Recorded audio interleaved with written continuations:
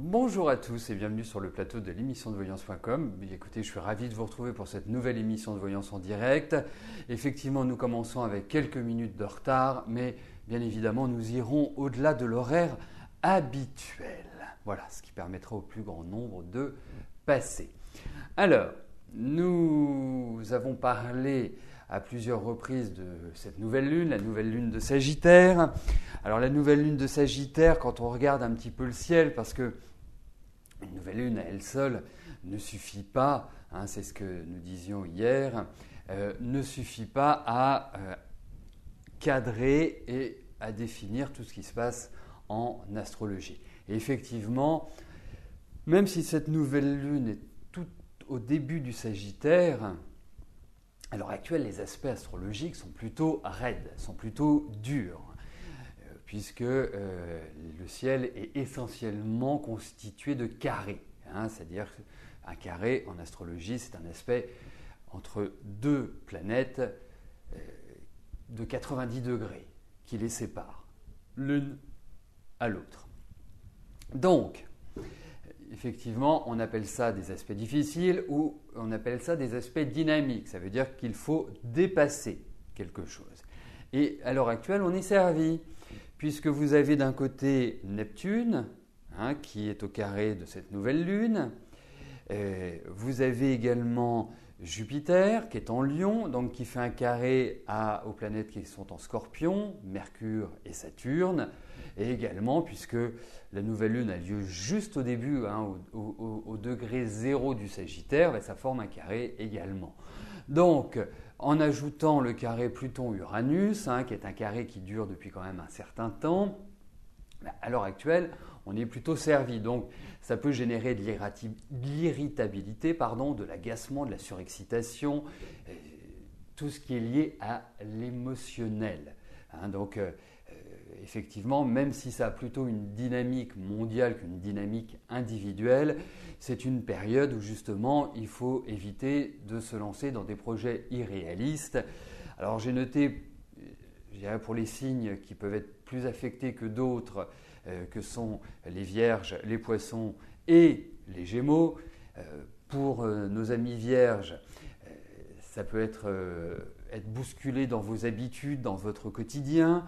Pour nos amis Poissons, ça peut être aussi, si vous avez caché des choses, si vous avez fait des dissimulations, que tout cela soit découvert. Donc il faut être d'un pragmatisme et d'une transparence totale. Alors ça demande quand même un certain effort à nos amis Poissons.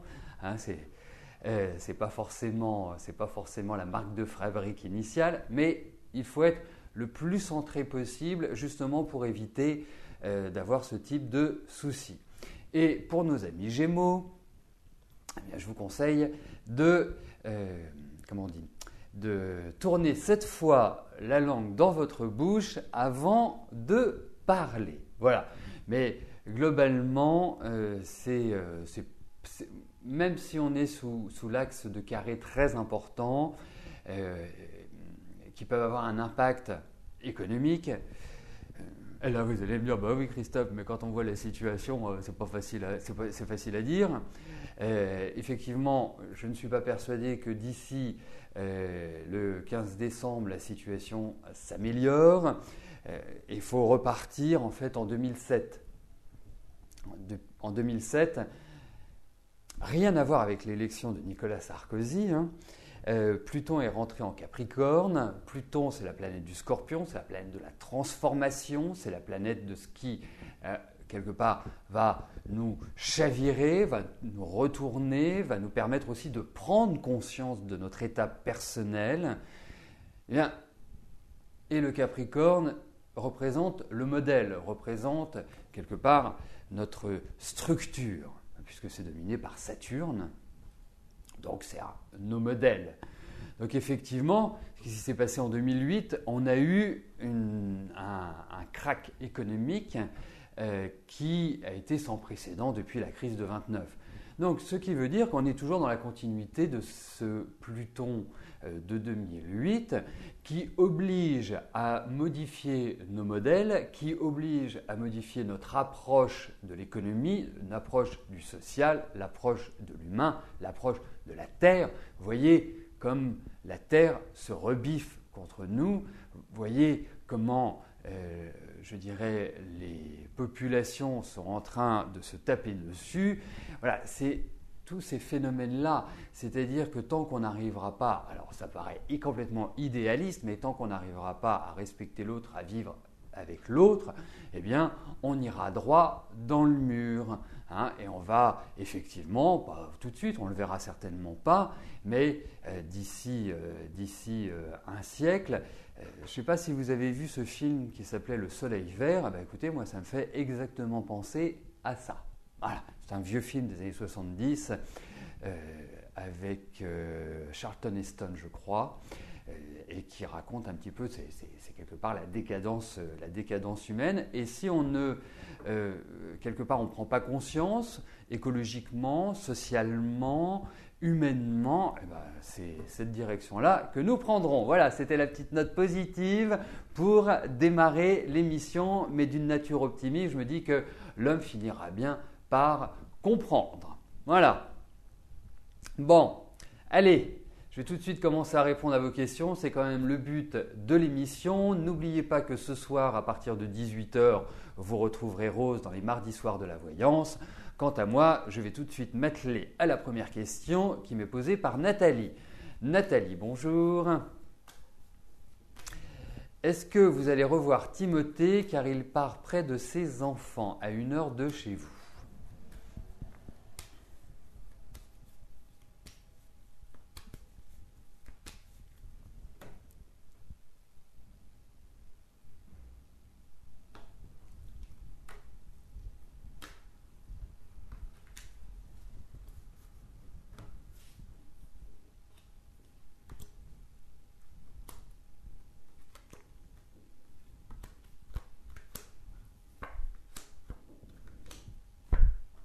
Mais vous allez le revoir. Mais en fait, je pense aussi qu'il a beaucoup de problèmes à gérer, votre ami Timothée.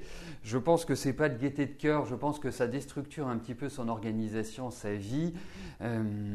Voilà. Mais je pense qu'effectivement, vous allez le revoir. C'est votre question. Mais je lui sens de la colère. Je ne le sens pas dans une énergie extrêmement positive à l'heure actuelle.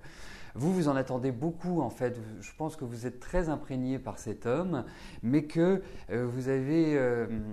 Je pense que lui, il n'est pas bien.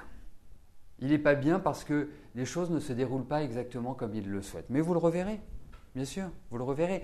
Mais il a dû se passer quelque chose entre vous qui remet un petit peu en cause également. Je pense que des choses qui n'ont pas été vraiment très zen. Mais en tout cas, je pense que effectivement, il y a cette idée où vous le reverrez. Voilà. Après, ce qui se passera entre vous sera l'objet d'une autre question, Nathalie. Mais vous savez, quand je vous trouve très tendu en fait cette année. Je vous trouve tendu dans le sens où beaucoup d'angoisse, beaucoup d'anxiété et des choses que vous n'arrivez pas réellement à maîtriser. C'est-à-dire que ça s'installe chez vous comme ça. Ça surgit presque sans que vous y pensiez, ça vous tombe dessus et puis ça repart. Et ça revient, et ça repart, et ça revient. Non, je pense que vous avez dégusté cette année. Ça n'a pas été rigolo, hein, loin de là. Loin de là, vous êtes fait du mouron pour pas mal de choses, financiers, affectifs, travail, tout, famille, tout y est passé, vraiment. Donc voilà, abordez cette fin d'année zen, tranquille. Vous allez voir, vous allez reprendre un nouvel élan dans votre vie. Mais je ne suis pas sûr que ce soit avec Timothée. Hein, ce serait intéressant qu'on approfondisse différentes questions par rapport à lui, qu'on travaille sur sa date de naissance, qu'on travaille sur votre date de naissance et qu'on puisse établir une feuille de route, vraiment un programme pour l'année qui vient qui vous permette de retrouver un peu le sourire. Parce que je trouve que cette année, ça n'a pas été terrible côté sourire.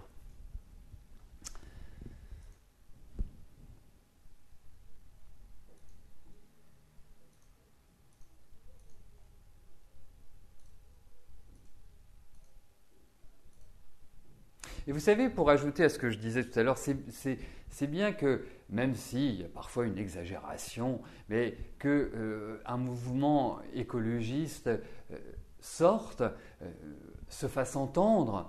Après, bien sûr, l'homme est toujours intéressé par le pouvoir, par son existence personnelle, mais déjà le fait qu'il y ait ces mouvements-là et qui prennent de l'ampleur, peuvent justement jouer un rôle primordial et un vecteur justement de rétablissement un petit peu des normes, quoi, de ne plus être dans l'abus, dans une dynamique. Regardez ce qui se passe. Vous voyez, c'est un autre exemple. Regardez ce qui se passe en Chine.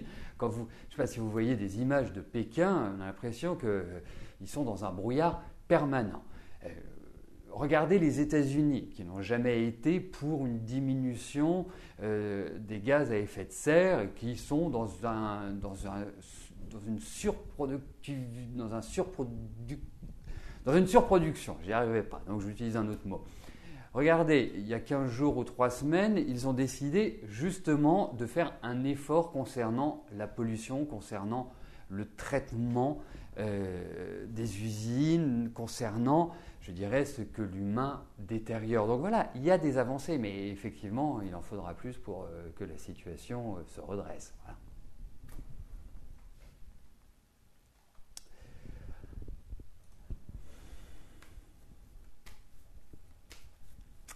Marion, bonjour.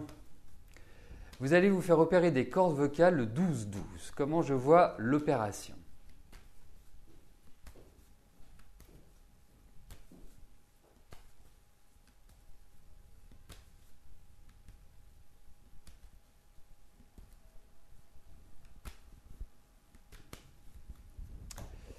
Alors, voyons au niveau de votre opération des cordes vocales, le 12-12, le 12 décembre.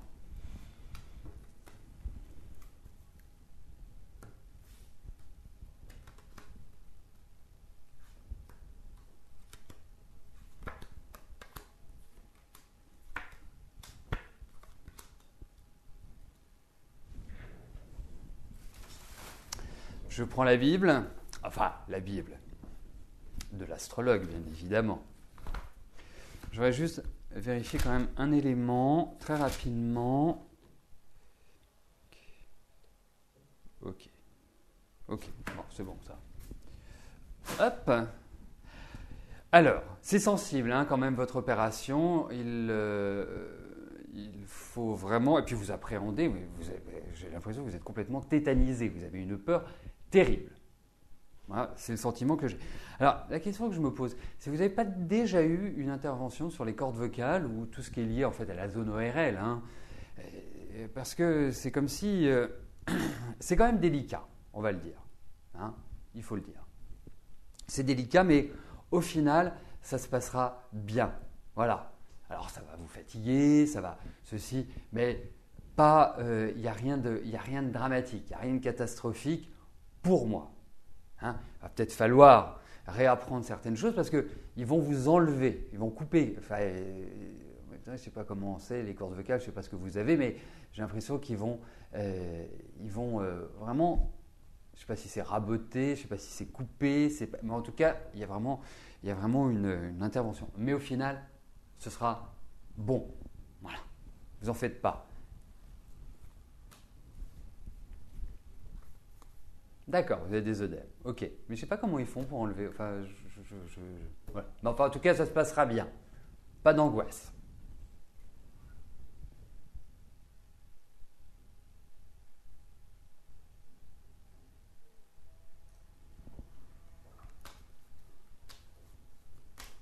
Stéphanie, bonjour. Votre ancien compagnon vous dit qu'il vous aime encore et qu'il va revenir. Pouvez-vous le croire ?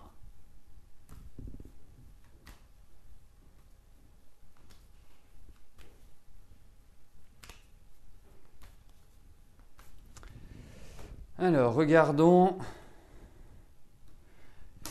le niveau de sincérité de votre ancien compagnon et peut-être futur.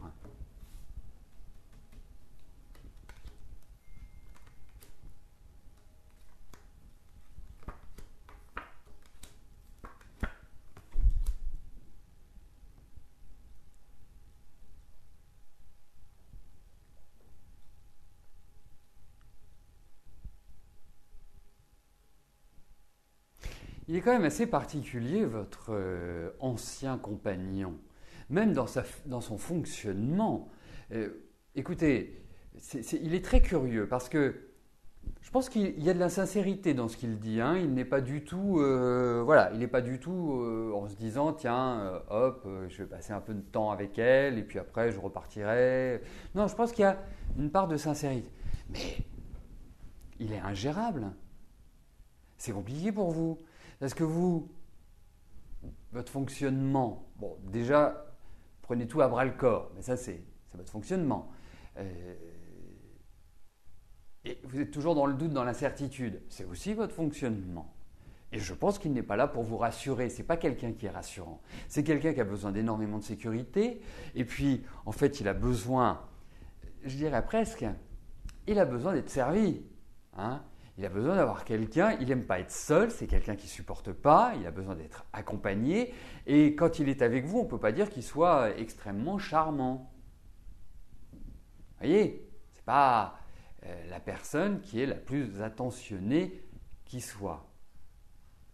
Donc, et puis voilà, il a besoin aussi de charmer, il a besoin de sentir qu'il plaît.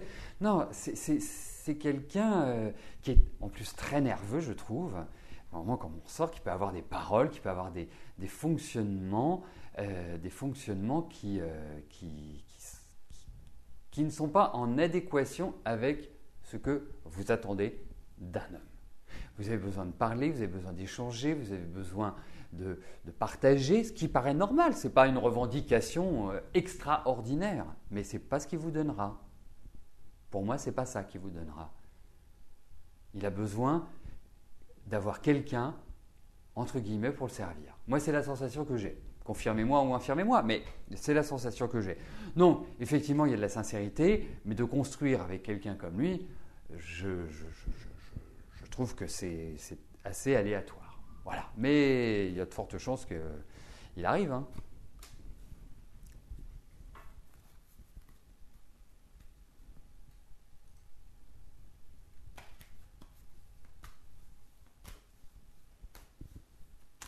Nathalie, bonjour. Est-ce que votre situation financière va s'améliorer ?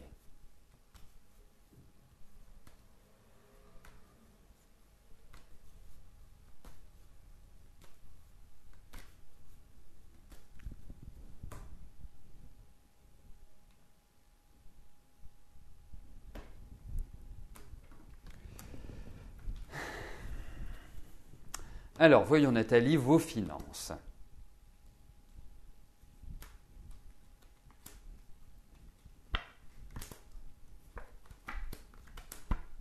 Écoutez, ça va s'améliorer, mais il faut compter avec le temps. C'est pas du rapide. Mais j'ai l'impression que c'est suite à des signatures que vous allez pouvoir retrouver un certain équilibre au niveau de vos finances. Mais je ne peux pas vous dire que c'est tout de suite maintenant, que c'est en début d'année que tout va se concrétiser.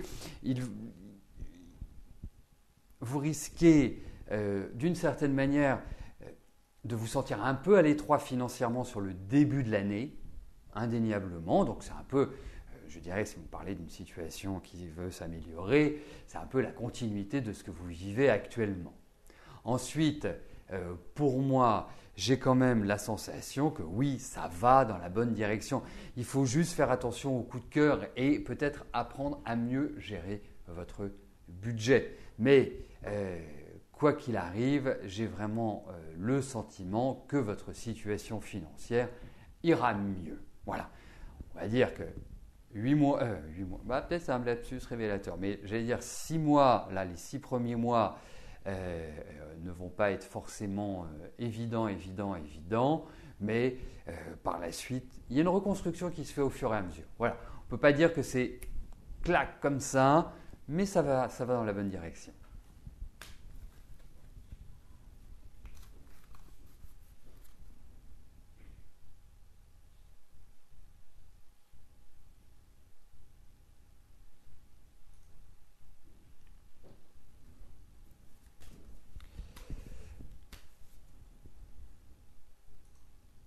Sylvie, bonjour.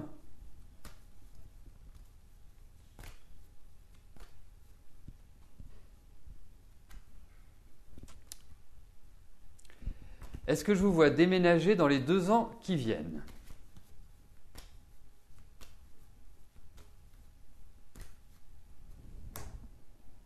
Remarquez, vous êtes prévoyante, hein, en tout cas, hein, Sylvie.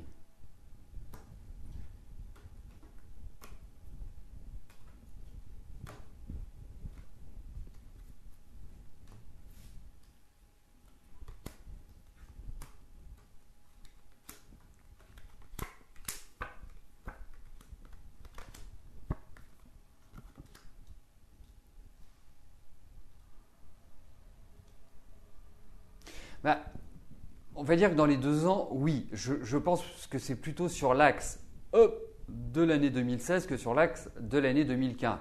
Mais effectivement, il y a cette idée de déménagement. Oui, c'est vraiment prendre un nouvel élan, un nouveau départ, parce qu'il y a quand même une situation de blocage pour moi. Donc, je ne pense pas que ce soit tout de suite dans l'immédiat. Je perçois plus quand même sur l'année 2000, enfin, sur la dernière partie 2015 et sur l'année 2016, ça me paraît être beaucoup plus pertinent, on va dire.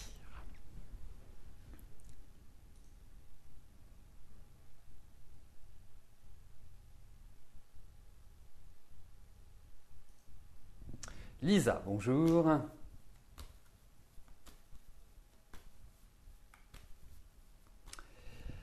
Avez-vous raison de développer votre idée de vous reconvertir dans l'informatique, web design, création de sites internet? Vous commencez actuellement une formation en ligne à cet effet.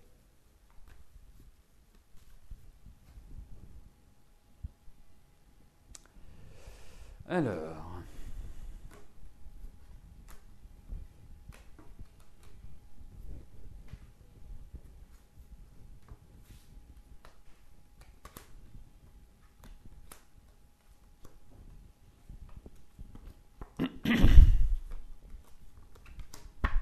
eh bien écoutez, ça vous va très bien, puis vous êtes très heureuse de le faire. Voilà, bon, en même temps, vous êtes plutôt d'une nature enjouée, hein. Mais ça correspond bien à votre état d'esprit. Donc pour moi, oui, ça vous va bien, indiscutablement. Donc oui, vous avez raison.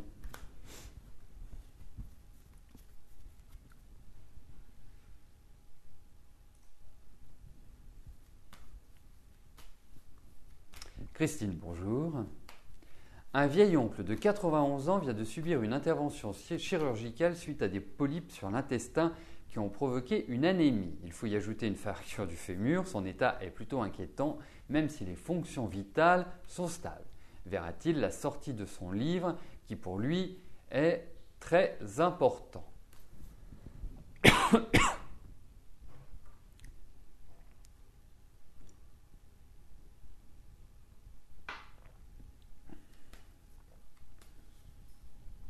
Alors, voyons s'il va voir la sortie de son livre.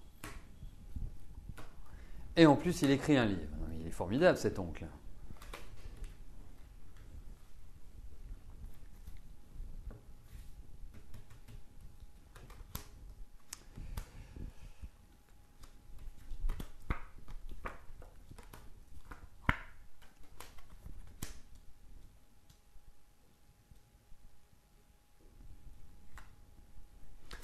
Allez, on va dire oui.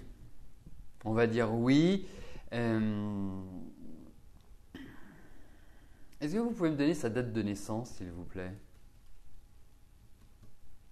Je vais voir quelque chose. Christine.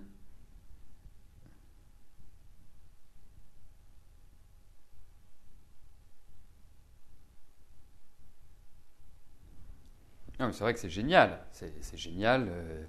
Comme quoi, hein, dans la vie, il n'est jamais trop tard pour faire les choses. Quand vous voulez, vous me donnez sa date de naissance. Autrement, je voudrais juste voir un élément. Bon, moi j'ai l'impression que oui, ça va être juste, mais je voudrais juste voir un élément.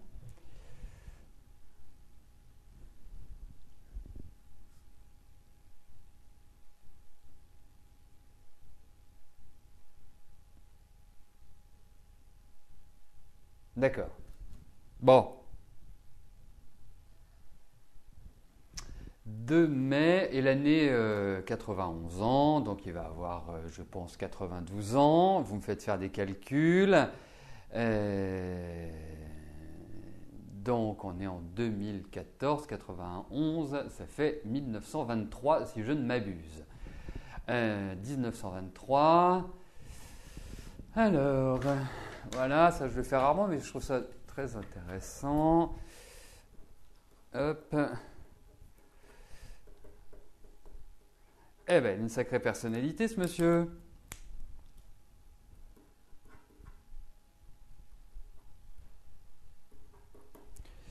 Ok. Donc, 91 ans et 92.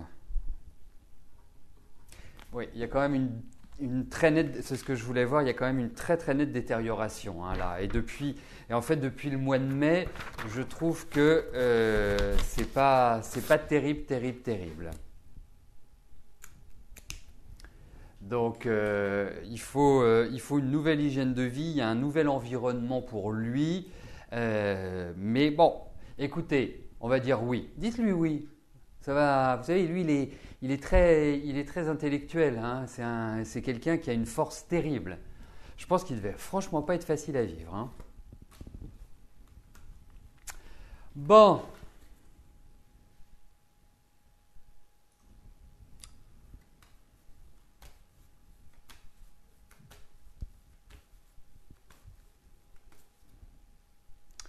Marie-Catherine, bonjour. Vous voudriez savoir si en 2015 vous trouverez du travail en secrétariat ou informatique ou autre.